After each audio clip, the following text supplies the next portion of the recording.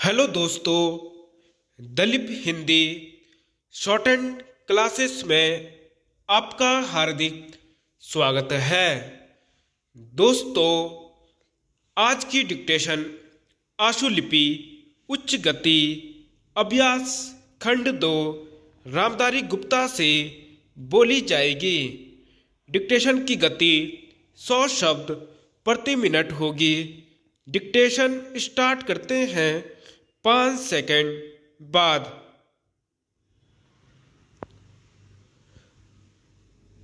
महोदय, निसंदेह ही आज भी हम भले ही कई मुश्किलों का सामना कर रहे हों, फिर भी हम 1991 के उन दिनों जैसी स्थिति में नहीं हैं।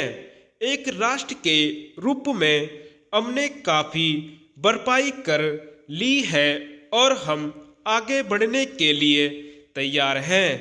श्री राव के नेतृत्व के बिना यह संभव नहीं था। अब यह अटकल लगाना व्यर्थ और मूर्खतापूर्ण भी है कि कोई और नेता होता तो क्या कुछ ज़्यादा और बेहतर किया जा सकता था या नहीं।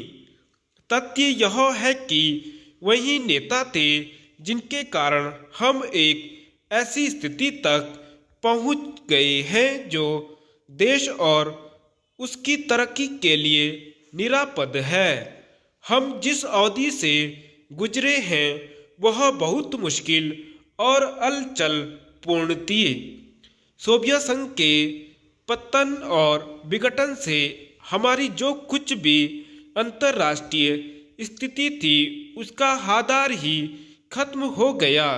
ऐसा लगता है कि हमारे देश में कुछ लोग इस घटना का पूरा मतलब नहीं समझ पाए हैं।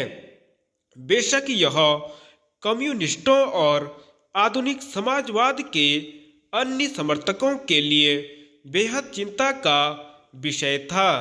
इससे उन सभी निष्पक्ष देशभक्तों को काफी दुख हुआ जिनके लिए सोवियत संघ अच्छा मित्र था और अकेली विदेशी शक्ति थी जो हमेशा हमारे साथ खड़ी होती थी।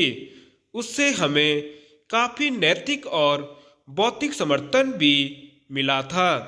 हमारे देश में सोवियत संघ के तमाम मित्रों में भी सभी लोग यह नहीं समझ पा रहे हैं कि आर्थिक वैज्ञानिक और प्रौद्योगिकी के हिसाब से इसका क्या मतलब था और है।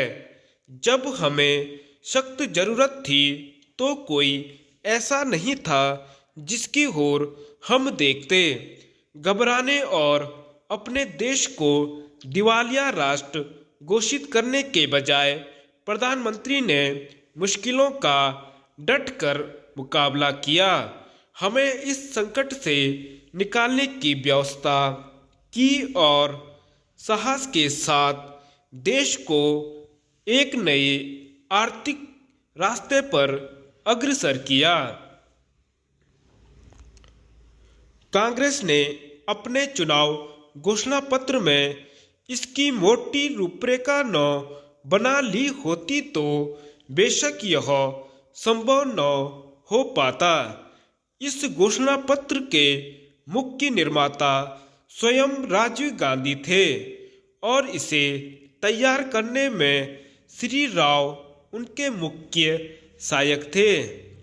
देश को संकट से उबारने और नए आर्थिक रास्ते पर ले जाने में बेशक मनमोहन सिंह की देशभक्ति, विद्वता और ख्याति महत्वपूर्ण कारण थे।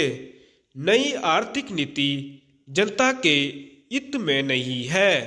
इस काल्पनिक तथ्य को लेकर काफी हंगामा मचाया जा रहा है।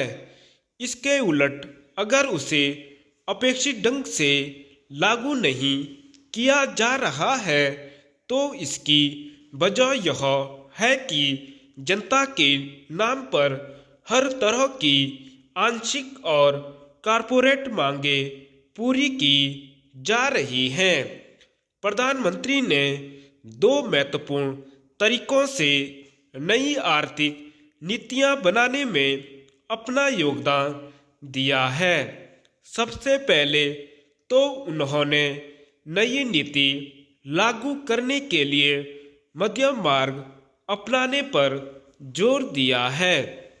नए आर्थिक कार्यक्रम को लागू करने में उन्होंने जो दूसरा महत्वपूर्ण योगदान किया है वह है इसके पक्ष में राष्ट्रीय सहमति बनाना।